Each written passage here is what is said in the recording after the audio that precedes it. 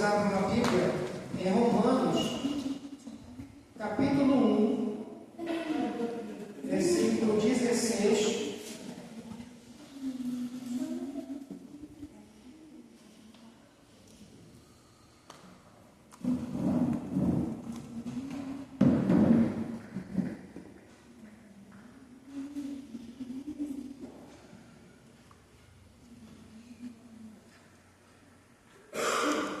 Romanos, capítulo 1, versículo 16. Então vamos ler aqui até o 20, até o 21. Tá? E aí eu vou fazer menção de todo esse contexto até o versículo 32, tá? Mas a gente vai se deter aqui mais nos versículos 16 a 21. Bom, eu vou ler aqui e vocês acompanham a leitura que eu farei.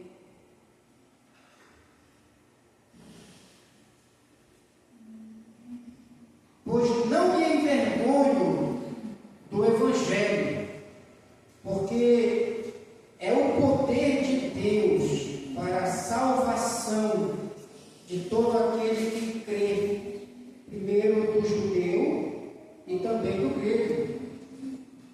Visto que a justiça de Deus se revela no Evangelho, de fé em fé, como está escrito: o justo viverá pela fé. A ira de Deus se revela do céu contra toda a impiedade e perversão dos homens que detêm a verdade pela injustiça. Porquanto o que de Deus se pode conhecer é manifesto entre eles, porque Deus lhes manifestou.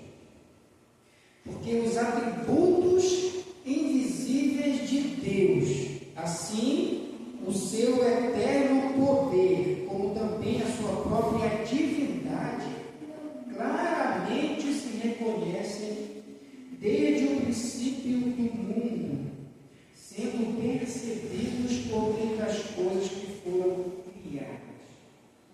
Os homens são, por isso, indesculpáveis. Porquanto, tendo conhecimento de Deus, não o glorificaram como Deus, nem lhe deram graças. Antes, se tornaram nulos em seus próprios raciocínios, obscurecendo-lhes o coração insensato. Vamos orar nessa hora? Para que Deus nos ajude a compreender a sua palavra. Senhor, nós queremos louvar, bendizer o nome do Senhor pela sua palavra, pelas nossas vidas. Pedimos ao Senhor que ilumine o nosso entendimento para compreender a palavra do Senhor. Ajude a cada um de nós, assista a cada um de nós, nos dirija na exposição da sua palavra, na compreensão dela, na aplicação dela. Que a tua palavra encontre lugar no nosso coração e atinja a nossa consciência a ponto de transformar a nossa vida, Senhor. Pedimos ao Senhor no nome de Jesus.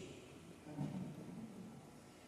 Meus queridos, esse mês de outubro é o mês que a igreja cristã, especialmente a igreja reformada, celebra a reforma protestante.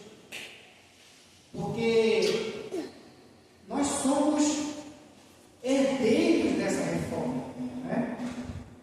Martinho Lutero, que era um monge católico e era um católico devoto, dedicado, ele não tinha a intenção de criar uma nova igreja chamada protestante.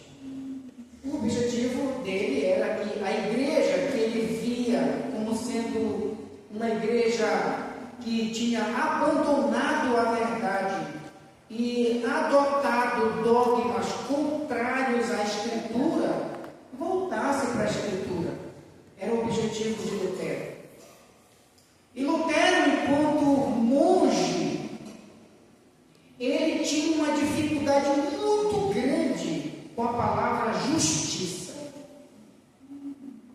Ele tinha um medo terrível de Deus por causa da sua justiça. Ele sabia que Deus, sendo justo, não iria inocentá-lo, e ele, conhecendo os seus pecados, ele temia encontrar com Deus, e ele temia a morte, e ele temia o dia do juízo. E certa vez, ele lendo aqui esse texto,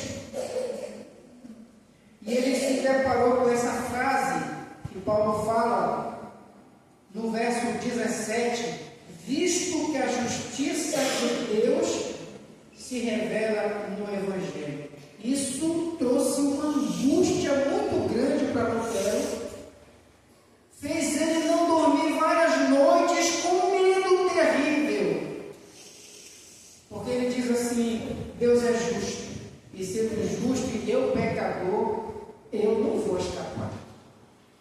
E isso fez ele então, ao longo do tempo, se debruçando nesse texto, foi que em um certo momento ele compreendeu que essa justiça a qual o texto se refere não é a justiça retributiva de Deus, com a qual ele pune os pecadores, mas essa justiça aqui é a justiça gratuita imputada àqueles que creem e que são livrados dessa justiça retributiva de Deus e são tornados ou declarados justos por Deus, e assim vivendo pela fé.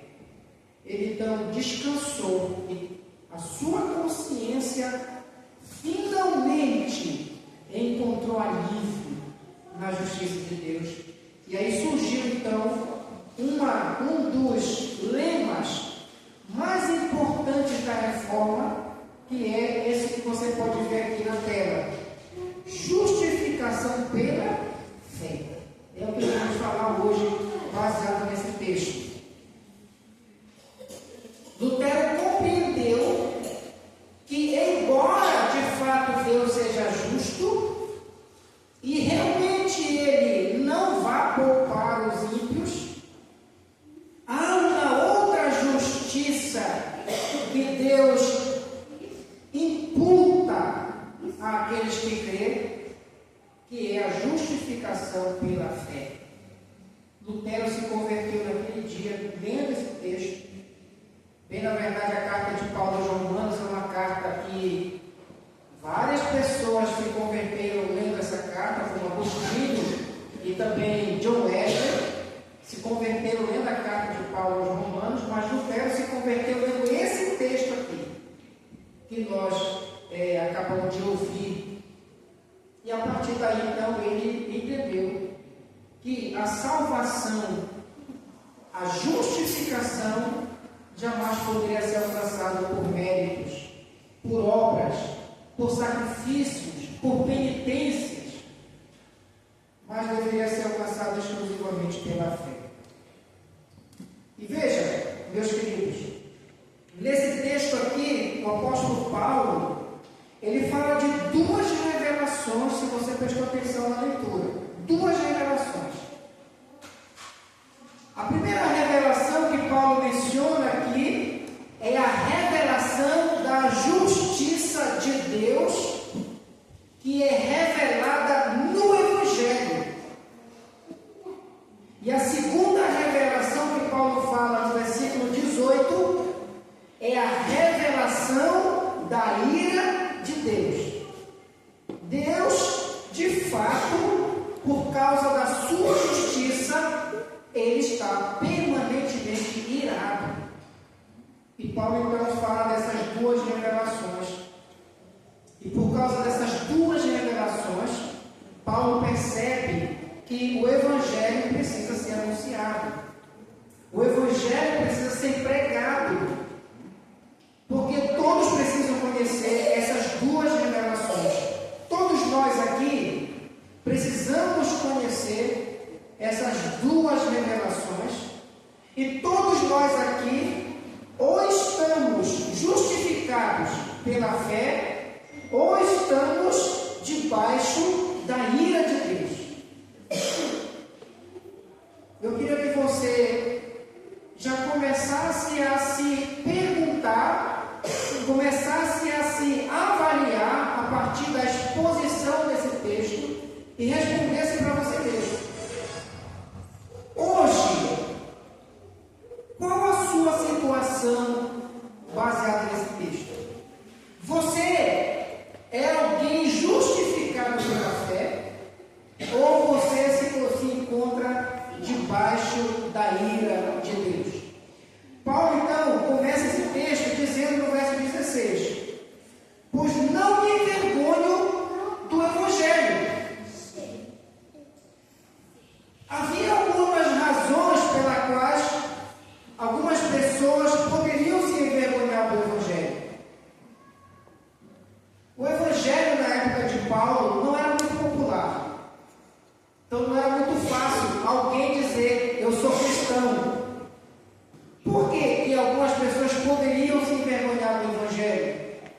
Porque o Evangelho falava de uma pessoa, de um carpinteiro que nasceu lá em Belém e que não era famoso, ou por outro lado, a sua fama não era uma boa fama. A fama de Jesus era de alguém que morreu numa cruz terrível, que era a pior morte que tinha na época, e morreu como um criminoso, embora fosse inocente. Mas a fama que corria era de que ele tinha morrido como um criminoso. Então, quem gostaria de sentir orgulho e dizer: eu sou discípulo de Jesus? Eu pertenço à igreja que era formada, na maioria das vezes, por pessoas incultas, por pessoas iletradas na época. Os filósofos desprezavam a cruz, tanto quanto os judeus desprezavam a cruz. Quando Paulo fala isso aqui, está falando para uma sociedade, que era a sociedade romana, uma sociedade triunfalista, mas uma sociedade em que os cidadãos jamais iriam gostar ou se orgulharem em dizer: o meu Salvador morreu que nem um criminoso. Mesmo que Jesus de fato morreu inocente, sem ter cometido qualquer erro, mas morreu pelos pecados daqueles pelos quais ele morreu. Então Paulo, diante dessa situação, ele diz assim: eu não me envergonho do Evangelho. E por que Paulo não se envergonha do Evangelho? Ele diz: porque o Evangelho é o poder de Deus para a salvação de todo aquele que crê. É por isso que eu não me envergonho do Evangelho, porque o Evangelho é um instrumento pelo qual alguém é salvo. Não é possível ser salvo se não ouvir a pregação do Evangelho. Todos aqueles que já são salvos, um dia ouviram a mensagem do Evangelho. E a mensagem do Evangelho diz respeito a uma pessoa, o Senhor Jesus. Mas diz respeito também à obra de Cristo na cruz em prol de pecadores. A mensagem do Evangelho anuncia que todos são pecadores e carecem da glória de Deus. E a mensagem do Evangelho também anuncia que há um Salvador e que é necessário que se creia nesse Salvador e que se obtenha a salvação pela fé em Jesus Cristo. Mas é importante que nós entendamos que fé, ela é evidenciada influenciada pelo arrependimento genuíno, por uma mudança de vida completa e um compromisso com Jesus e com a igreja. Hoje nós vivemos o Evangelho em que pessoas desigrejadas se veem como crentes, se acham salvas, acomodadas e confortáveis na sua vida de pecado. É importante que nós saibamos que a fé transforma a vida da pessoa, que a fé, ela se expressa no compromisso com Jesus e também no compromisso com a igreja. Se não há compromisso nem com Jesus, nem com a igreja, se não há mudança de vida, não existe fé genuína. E isso é o que o Evangelho anuncia. E aí então, o Evangelho também traz a revelação da justiça de Deus, de acordo com Paulo. Ele fala que a justiça de Deus se revela no Evangelho. Então, o Evangelho anunciado, ele revela a justiça de Deus. Ele revela tanto a justiça retributiva de Deus, como a justiça gratuita de Deus. Essa justiça gratuita, ela só pode ser apropriada se for pela fé. E aí Paulo aqui, ele cita o texto de Abacuque, capítulo 2, versículo 4, quando ele diz assim: a justiça de Deus se revela no Evangelho de fé em fé, como está escrito. Aí vai citar Abacuque: o justo viverá pela fé. Essa expressão que Paulo usa aqui, de fé em fé, o que significa? Essa expressão significa do início ao fim pela fé. Ou seja, a justiça de Deus gratuita, ela é concedida àqueles que crêem, mas àqueles que, desde o início da sua jornada cristã, se apropria dessa justiça pela fé e vive a vida toda pela fé. De fé em fé. Como está escrito: o justo viverá pela fé. E quando ele cita aqui Abacuque, quando falou essas palavras, Abacuque estava vivendo um dilema muito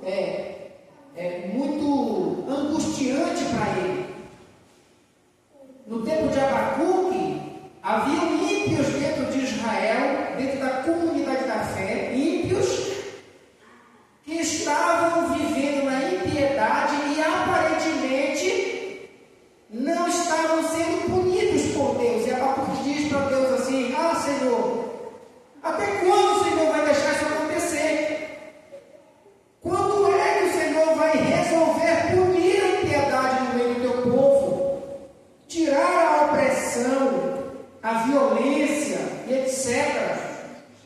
E Deus então fala para Abacuque: não se preocupe, Abacuque, eu vou punir os ímpios dentro de Israel, eu vou trazer os babilônicos. Aí Abacuque diz assim: mas Senhor, o Senhor vai trazer um povo pior do que o teu povo para punir o teu povo. Não se preocupe, Abacuque, eu também vou punir os babilônicos. Em outras palavras, o que Deus está dizendo para Abacuque é o seguinte: tanto os ímpios dentro da igreja, que frequentam a igreja, ou que são membros da igreja, mas nunca nasceram de novo, quanto os ímpios fora da igreja, eu vou punir todos. Mas o justo viverá pela fé. Pela fé, o justo viverá. Pela fé. Aqueles que confiarem em mim e que viverem, aqueles que confiarem em mim, colocarem em mim toda a sua esperança, esses viverão. Esses escaparão do meu juízo. Mas os ímpios todos Paulo se utiliza desse texto de Abacuque dizendo: pela fé o justo viverá. Pela fé. E somente pela fé. Esse é que é o slogan da reforma. Nós somos justificados exclusivamente e tão somente pela fé. Não é pela fé mais alguma coisa, é exclusivamente pela fé. Mas veja que Paulo não fala só da revelação da justiça de Deus. Ele fala também no verso 18 da revelação da ira de Deus. Porque a justiça gratuita de Deus é revelado no Evangelho. A parte do Evangelho, o que é revelado é a ira de Deus. Nós temos que entender que Deus, Ele está permanentemente irado. E é interessante que é pouco falado sobre a ira de Deus, né? Você não ouve muito nas igrejas modernas muita coisa a respeito da ira de Deus, mas veja o que o Paulo fala. Ele quer que nós conheçamos, que nós ouçamos falar da ira de Deus. Fala-se muito do amor de Deus, não é? Fala-se muito da graça de Deus, mas fala-se muito pouco da ira. Mas Paulo fala aqui da ira. Veja no verso 18. A ira de Deus se revela do céu contra toda impiedade e perversão. Aqui no caso do grego é injustiça dos homens, que detém a verdade pela injustiça. Aqui, meus queridos, Deus está irado. Com quem que Deus está irado?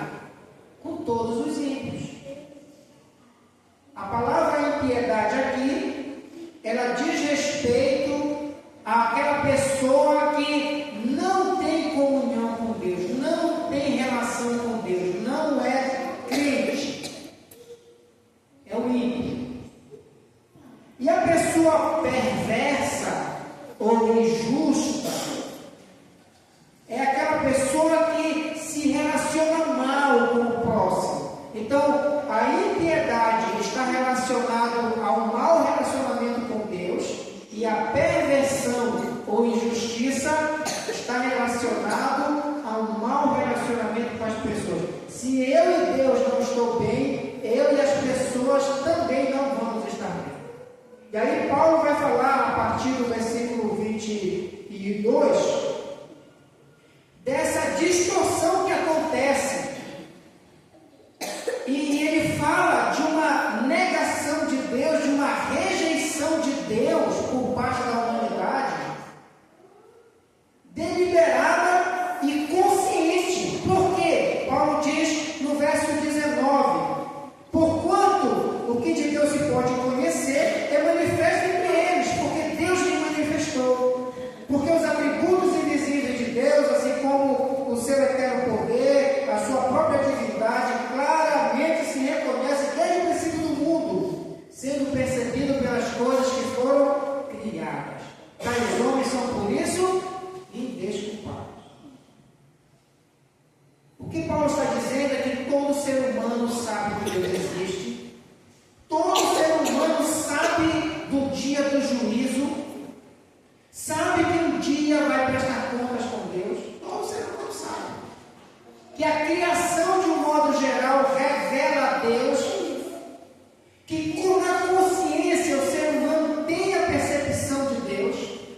O conhecimento de Deus à humanidade é claro, é evidente.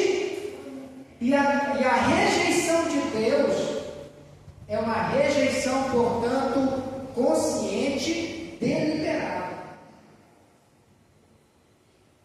E aí então Paulo fala, é por isso que Deus está irado.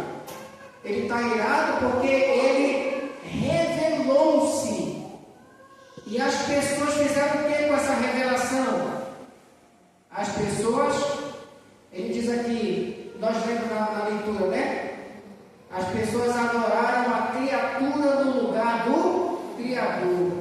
As pessoas não o glorificaram como Deus, não lhe deram graças, adoraram a criatura no lugar do Criador, desprezaram o próprio Deus e se envolveram em todo tipo de perversão e corrupção moral. Essa é a situação de um ímpio. Tanto aquele ímpio que se diz crente, mas vive como ímpio, quanto o ímpio que sabe que é ímpio.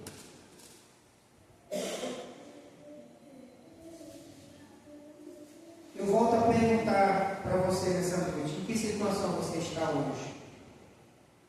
Porque ou você está diante da justiça que procede da fé e, portanto, livre do juízo, e como Lutero, você deve de fato ter alívio na sua consciência e na sua alma, descansar, dormir em paz, mesmo enfrentando todas as tribulações que você enfrenta, mesmo tendo que acordar cedo, trabalhar e às vezes enfrentar desafios grandes na vida. Mas só o fato de você estar em paz com Deus, de você desfrutar da comunhão com Deus, de você poder ter esperança em Deus, de você poder contar com o favor de Deus, e você poder ser chamado de filho de Deus, isso deve melhorar muito a sua vida, assim como a minha, né? Mas se você está debaixo da ira de Deus, porque mesmo tendo conhecimento de Deus, mesmo estando diante da revelação de Deus, e mesmo sabendo o seu destino, você se mantém incrédulo, você continua vivendo na impiedade, você deliberadamente e conscientemente rejeita o Criador e se recusa a colocar a sua confiança em Jesus e na sua cruz, se recusa a ser lavado pelo sangue e não assume um compromisso de fato, de verdade com Jesus e com a igreja, se essa é a sua situação, é importante que você saiba aqui sabendo que o Deus está irado com você.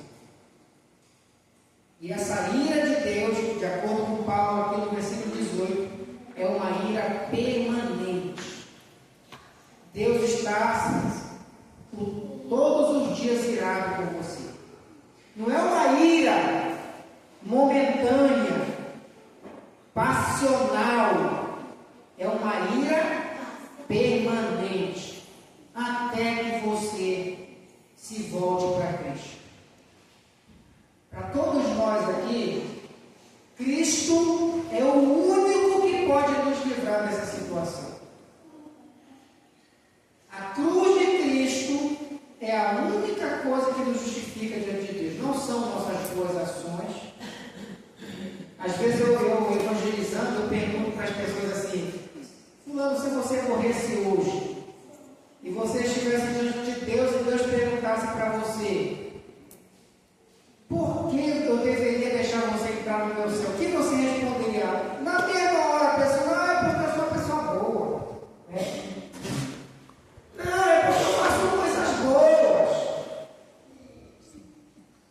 Eu não sei se você se acha uma pessoa boa, mas eu tenho uma novidade para você. Você é ruim. Nós todos somos ruins. Não existe ser humano bom na face da terra. Só existe pecadores na face da terra. Mas alguns pecadores encontram graça na cruz de Cristo. São regenerados, nascem de novo e desfrutam da bênção de Deus. O que é que você quer encontrar quando você morrer? Você quer encontrar um pai amoroso dizendo assim: vinde benditos do meu pai? Ou você quer encontrar um juiz irado dizendo: aparta-se de mim, vós que praticais a iniquidade? O que você quer ouvir?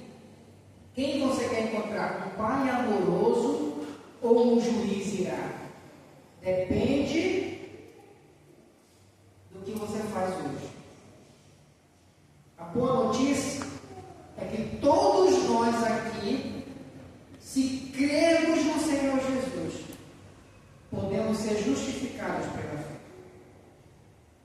Todos nós aqui, se colocarmos a nossa fé em Jesus, Paulo fala isso aqui no verso 17. A justiça de Deus se revela no Evangelho, de fé em fé, como está escrito: o justo viverá por fé. É a fé um instrumento pelo qual eu me aproprio da justiça gratuita de Deus e sou livrado da ira e da condenação. E por último, eu gostaria que você não perdesse essa oportunidade. Que você não tem razão para você morrer incrédulo. Não existe razão para isso. Se servir a Deus é a melhor coisa que pode acontecer na nossa vida.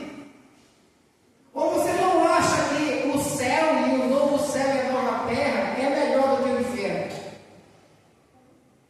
Não é melhor? Muito melhor. Um desafio para nós aqui.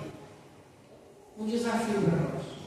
Meus queridos, nós somos desafiados pelo apóstolo Paulo a não nos envergonhar do Evangelho, a proclamar essa mensagem do jeito que Deus revelou ele na sua palavra. Não melhorar, não piorar, anunciá-lo como ele é. Então que nós também, como igreja, como povo de Deus, aceitemos esse desafio e anunciemos esse Evangelho, para que as pessoas conheçam tanto a justiça retributiva de Deus, quanto a justiça gratuita de Deus. E que os eleitos de Deus consigam, ouçam essa mensagem e sejam também justificados pela fé no Senhor Jesus. Eu espero que essa mensagem nos desperte, nos alerte, como alertou o Telo. E por causa do alerta que ele recebeu da palavra de Deus, ele deu início à reforma protestante, que hoje, nesse mês, não hoje, nesse mês, especialmente dia 30 de outubro, nós celebramos 508 anos de reforma protestante, onde a verdade de Deus triunfou sobre a ignorância, a manipulação e a ausência da Escritura na igreja. Que a justificação pela fé também nos traga conforto, nos traga alívio, descanso, e seja um motivo para nós acordarmos todos os dias melhores, embora às vezes enfrentando as maiores lutas e angústias da nossa alma. Que a nossa alma encontre, como Lutero encontrou, que a nossa alma e a nossa consciência também encontram alegria, esperança nesses desafios da vida. Vamos orar ao Senhor nessa hora?